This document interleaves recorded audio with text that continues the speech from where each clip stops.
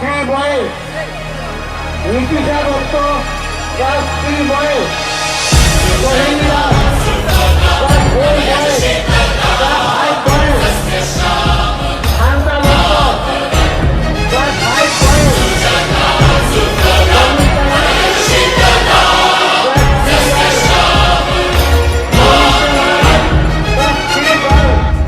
और कमिता चक्रवर्ती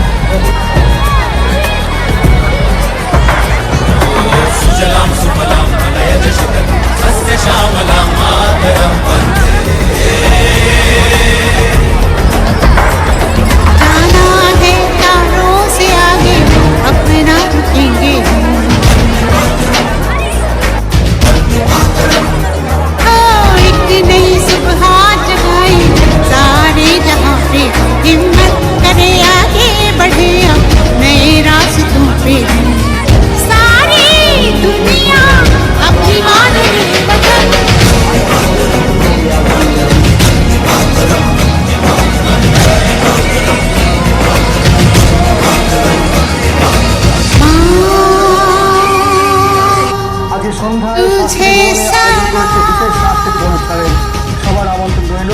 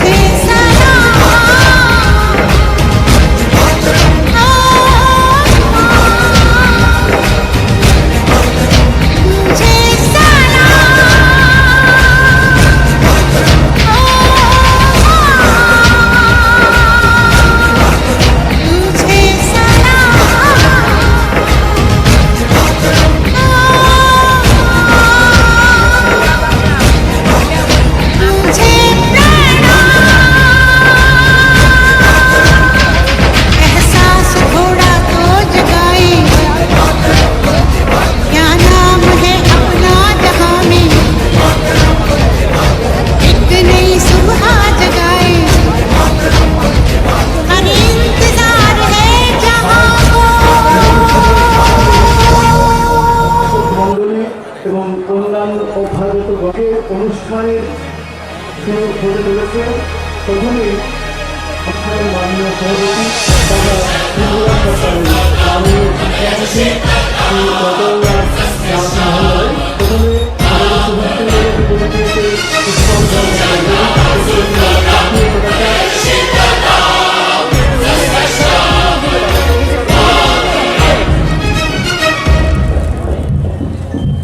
वंदे मातरम।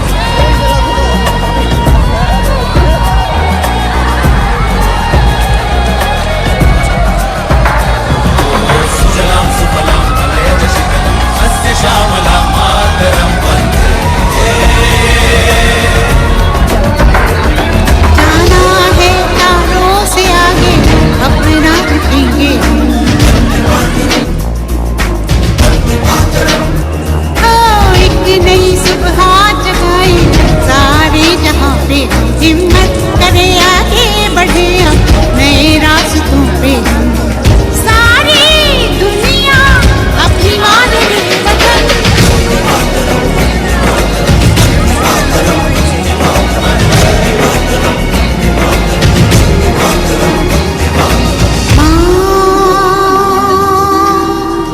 तुझे सलाम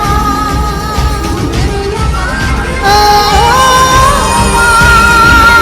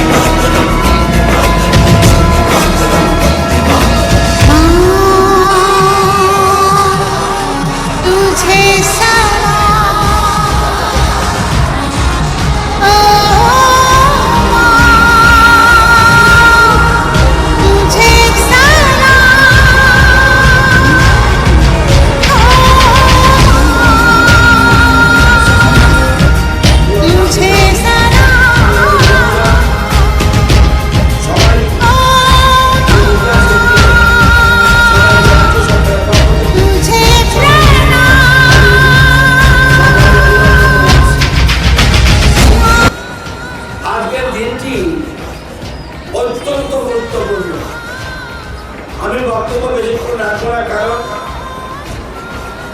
রেলি তৈরি হয়ে রয়েছে এবং আমার জানা মতে ভারতবর্ষে এই দিনটিতে আমি যতটুকু জানি যে ভারতবর্ষের কোথাও এই নেতাজি সুভাষ বিদ্যানিকেতন যে ধরনের নেতাজি জন্মদিনটা পালন করে, এটা কিন্তু এমন বর্ণাঢ্য শোভাযাত্রা ভারতের আর কোন রাজ্যে সংগঠিত হয় না।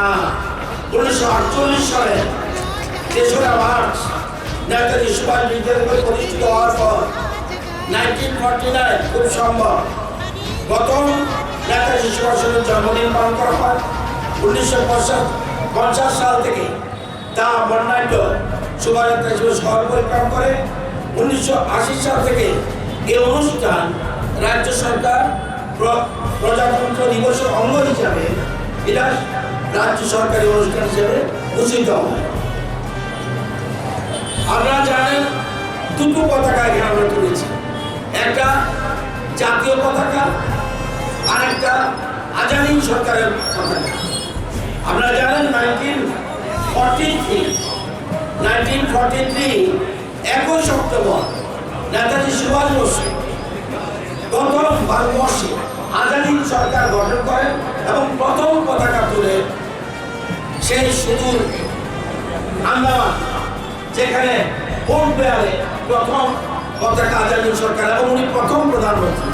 এবং এই প্রথম গত 18 অক্টোবর লালকেল্লায় দেশের প্রধানমন্ত্রী 75তম আজাদি সরকারের প্রতিষ্ঠা দিবস হিসেবে স্মরণ করি। এটা শুধুমাত্র স্মরণ সভা হিসেবে ভাবলেও চলবে না, এটা ঐতিহাসিক দৃষ্টিকোণ থেকে একে বিচার করতে হবে এবং আগামী প্রজন্ম যাতে দেশের প্রতি আগামী প্রজন্ম যেন দেশ সেবায় এগিয়ে আসে তার জন্য লক্ষ্য রাখতে হবে। আপনারা জানেন নেতাজি সুভাষ বসু উনি এতই এরকমভাবে দেশকে ভালোবাসতেন এবং একটা প্রতিবাদী ভাষা, যখনই যে কোনো মানুষ ছেলে হোক মেয়ে হোক যে কোনো মানুষ যখন অটোগ্রাফ দিতেন, অটোগ্রাফ দেওয়ার আগে লিখে দিতেন লিভ ডেঞ্জারাসলি, অর্থাৎ এমনভাবে চলতেন লিভ ডেঞ্জারাসলি লিখে তার উনি অটোগ্রাফে সই দিতেন। আমি আমার বক্তব্য দীর্ঘ করব না। আপনারা জানেন ওনার নেতাজি সুভাষচন্দ্র বসুর কথা আলোচনা করলে মনে পড়ে কতগুলি প্রচলিত ধারণা উদয় হয়। প্রথম তার বিখ্যাত উক্তি, give me blood I will give you freedom, মুঝে খুন দো मैं तुम्हें আজাদি दूंगा। স্বাধীনতা অর্জনের জন্য তার যে উদ্যত আহ্বান, এটা আমরা সেটাকে স্মরণ রেখে আমাদের রাজ্য সরকার শ্রেষ্ঠ ত্রিপুরা গড়ার লক্ষ্যে সেই উক্তিকে সামনে রেখে আমরা বর্তমান সরকার ভাবছে give us sincerity, we shall give you the best Tripura, অর্থাৎ স্লোগানকে সামনে রেখে আমরা শ্রেষ্ঠ ত্রিপুরা বানানোর লক্ষ্যে আমরা সেই লক্ষ্যে এগিয়ে যাচ্ছি। নেতাজি কিন্তু রাতারাতি নেতাজি হয়নি এবং নিজেকে তৈরি করেছেন ছোটবেলা থেকে। যারা আজকে ছেলেমেয়েরা এখানে জড়ো হয়েছে বিরাট সংখ্যক এবং পড়াশোনার মাধ্যমে তৈরি হয়েছে। পরাধীন ভারতে ICS পরীক্ষা পাশ করার পর ওনার মেধা, ওনার পাণ্ডিত্য সম্বন্ধে তারও ওনার শত্রুকে উনি সন্দেহ করেনি। তাই রাতে এখানে জমায় সমস্ত বিদ্যার্থীদের আমি আমার এই আবেদন, বড় শিক্ষার মাধ্যমে জীবনকে যোগ্য করে তোলো। সুতরাং সুভাষচন্দ্র বসু বাঙালি জাতির মুকুটের সর্বশ্রেষ্ঠ মহানগরত্ব, তার জীবন কাহিনী যে কোনো রোমাঞ্চকে হার মানায়। সেই ছোটবেলায় হোটেল সাহেবের প্রতিবাদ করা, রাজনীতির শিশুরা জাতীয় রাজনীতিতে এলগিন রোডের বাড়ি থেকে ছদ্মবেশে পালিয়ে যাওয়া, জাপানে যাওয়া, আজাদির ফৌজ গঠন করা, অত্যাচারে ব্রিটিশদের বিরুদ্ধে লড়াই করা, সুবিধাবাদী রাজনীতিক শক্তিকে প্রত্যাখ্যান, সব কিছুর পেছনে ছিল অদম্য সাহস এবং সত্য নির্ভরতা, জাতীয়বাদী মতামত, ভারত মাতার চরণে নিজেকে উৎসর্গ করার অভিনব দীক্ষা। আজকে ও নেতাজি কোনো ক্ষেত্রে আপোষ করে জানতেন না। তার বিখ্যাত লেখা অ্যান ইন্ডিয়ান পিলগ্রিম তিনি বলেছেন, I have come to believe that compromise. I have come to believe that compromise is a bad thing. It degrades the man and injures his cause. তাই সত্য এবং সুন্দরের কোনো বিকল্প নেই। আমি আজকে আপনারা জানেন কেন্দ্রের মোদী সরকার নেতাজিকে নিয়ে এবং নেতাজির আদর্শকে দেশবাসীর কাছে পৌঁছে দেওয়ার জন্য বিভিন্ন কাজ করে যাচ্ছে। দীর্ঘকাল করে থাকা নেতাজি সম্পর্কে যত রকমের গোপন ফাইল সবগুলি খুলে দিয়েছেন এবং আপনারা জানেন আন্দামান নিকোবর নাম বর্তমান মোদী সরকার দেশের প্রধানমন্ত্রী উনি নিজে সরকারিভাবে আন্দামানের নিকোবর নাম ঘোষণা করেছেন শহীদ ও স্বরাষ্ট্রী এবং নেতাজিকে নিয়েছে আজকে লালকেল্লা আপনারা জানেন তার আত্মবলিদান আগামী প্রজন্মকে ভুলে না যায় এবং আধুনিক প্রযুক্তির মাধ্যমে ভারতের রাজধানী দিল্লি এয়ারপোর্টে একটি ডিজিটাল মিডিয়াম আজকে ডিজিটাল মিডিয়ামের তৈরি হচ্ছে। সেখানে তার মেডাল সম্পর্কে জানা তার বিভিন্ন তথ্য চিঠি পরিবারে আন্দোলন করত নেতাজি যেমন কিছু বিভিন্ন রকম পোশাক আশাক সব কিছু মিডিয়া পাওয়া যাবে। আজকে এটা উদ্বোধন করবেন দেশের প্রধানমন্ত্রী। আমি বক্তব্য দীর্ঘ না বাড়িয়ে ওনার প্রতি শ্রদ্ধা জানিয়ে আগামী দিনে ওনার প্রতি যাতে আমাদের দেশপ্রেম আদর্শকে সামনে রেখে আগামীতে যেন ত্রিপুরা এগিয়ে যেতে পারে, দেশ এগিয়ে যেতে পারে সে আহ্বান রেখে আমার বক্তব্য শেষ করছি। জয় হিন্দ, জয় ত্রিপুরা।